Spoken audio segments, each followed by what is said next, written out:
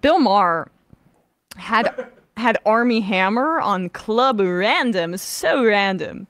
And if people don't know, Army Hammer is an actor. He basically was the subject of a lot of allegations that were about sexual assault or lacking consent and violence. If you're wondering who he played that you might have known, for me, his most famous role is playing the Winklevi in the Facebook movie, The Social Network. Who are now Crypto Bros. But he's also in Call Me by Your Name, which is one of my favorite movies of the past 10 years. And so he's a really good actor, but he clearly has some personal issues. That's only I'm mentioning this to color the fact that Bill Maher is talking about cancel culture to this person who has lost a lot of acting roles because of these allegations. Bill decides in his infinite wisdom that he has determined that there are 3 celebrities that are uncancelable. Now, they are all the same race and they are all the same gender. But Bill just came to this conclusion on his own. Let's hear his thesis. But, I'll tell you 3 people who would have to do something beyond outrageous to get canceled. Okay. Beyonce. Oh, yeah. Michelle Obama. Right. And Oprah Winfrey. I'm not saying you couldn't cancel them or that they are in any way, any of them are the type of person who ever would do something horrible, because they're not, which is part of the reason why they're so lionized. They are great people. Sure. But I know for a fact, and I'm not going to say which one, but I know one of them from a very close source is at least a potty mouth. Okay. I think I know which one this is. It probably is all of them. Yeah. I just know about them. Yeah. Who isn't? But anyway, this is called Club Random, but somebody suggested it could be called Club Rehabilitation, because between this and my other show, I had Andrew Cuomo on my real time about, 6 months ago. And, I said to my staff, and it was a giant deep dive into, and we'll never know what happened behind closed doors with 2 people, but I said, just stick to what is irrefutable. And by that, it changed people's perception of him a lot. Because one story gets out there and then it's a narrative. And I have to tell you, in your case, I watched the House of Hammer doc and read the Jamie Kirchick's article. And this is what fucking infuriates me so much about the media is I never trust you, and for good reason. You do not deserve to be trusted. You never tell me the whole story. If you just watch that documentary, there's a lot of things in Jamie's piece. Which one was that? About a year ago? All right, inscrutable. Who has all this literacy surrounding the Army Hammer controversy? Well, he's yeah. Go ahead. He's just going out looking for men who have been canceled for sexual assault allegations to invite him on his club, rehab show where they binge drink and smoke weed, and then talk about how hard white men have it now. It's it's so masturbatory. Where does potty mouth? Yeah. What is this potty mouth? What are you talking about? Who's been canceled for just a potty mouth? It's insane. Well, Armie Hammer. Well, apparently in behind closed doors, Oprah, uses the C word. I guess she needs to be excommunicated from public. George Carlin said the 7 words on TV, and where is he now, Matt? Explain that. All those people have been criticized. That's my conspiracy theory. I remember Beyonce being pretty severely criticized for stealing dance moves. She was criticized for her Super Bowl performance, which included homages to Black Power, and she put her fist up. Racists, yeah. And so, but that's what Maher is. Maher's just a fucking racist. What? Why would those 3 people be uncancelable? I'm old enough to remember Michelle Obama was called a man over and over again. Do you think that she's by the Republican population in this country, somebody that they feel is uncancelable? She's the subject of constant racist conspiracy theories over and over again. Also, if any one of them had credible accusations of sexual assault, say they drugged somebody, they would be canceled pretty much immediately. Yeah. But also, like, I think you're making a good point, Emma, because Michelle Obama is a great example of somebody who has been the victim and the target of like racist and misogynist conspiracy theories since she's been thrust into the spotlight. But they don't view that as being bad, as being canceled, because people defend you in their minds when you're the victim of racist attacks in the public. Like that causes people to come out, specifically liberals and Dems, to go, shame the people who are being racist or misogynist towards you, where in their minds being canceled is worse than being part of an oppressed minority group, because no one's going to come out and defend you except for Bill Maher, who will have you on his show, where he spends the entire time defending you.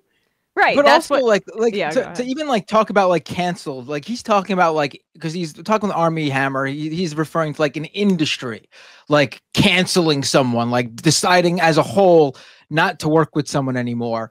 But we've seen that that's dependent of the industry, which I should add that all three of his examples are not in Army Hammer's industry. I mean, you can make the argument that actually Me Too did not hit anyone in the music industry at all. There was not a single music artist that was canceled during Me Too. You got what's his face, the producer who Dr. Luke, yeah. Dr. Luke, still working with the biggest artists out there. Yeah, he worked with Katy Perry, I'm pretty sure. P. Diddy, I mean, yeah, until now. Yeah, right, exactly. But that's just happening now, yeah. Right. You have like major like superstar like rock and roll singers who are still like dating literal teenagers while they're in their 60s and 70s or whatever.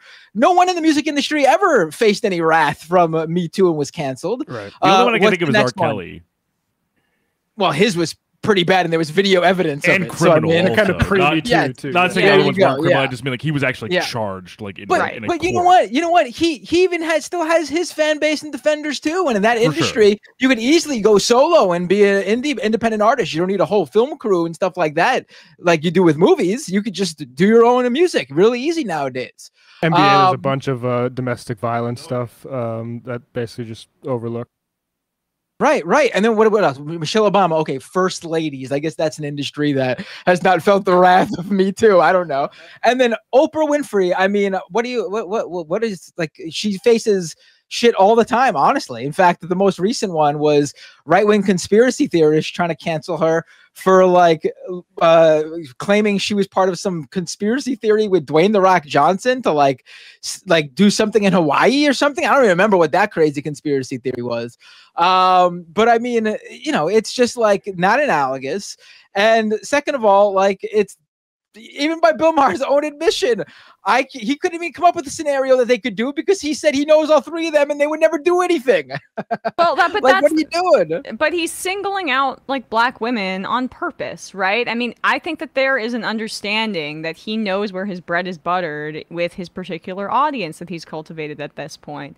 And so I find that to just like be a very cynical, or at the very least, a window into his perception of things, where it's not the actions that people are taking that maybe means that they should suffer professional consequences for, say, either assaulting somebody or saying things that are offensive. And then if the apology is insufficient, then maybe people don't purchase their albums or go see their shows in the same way.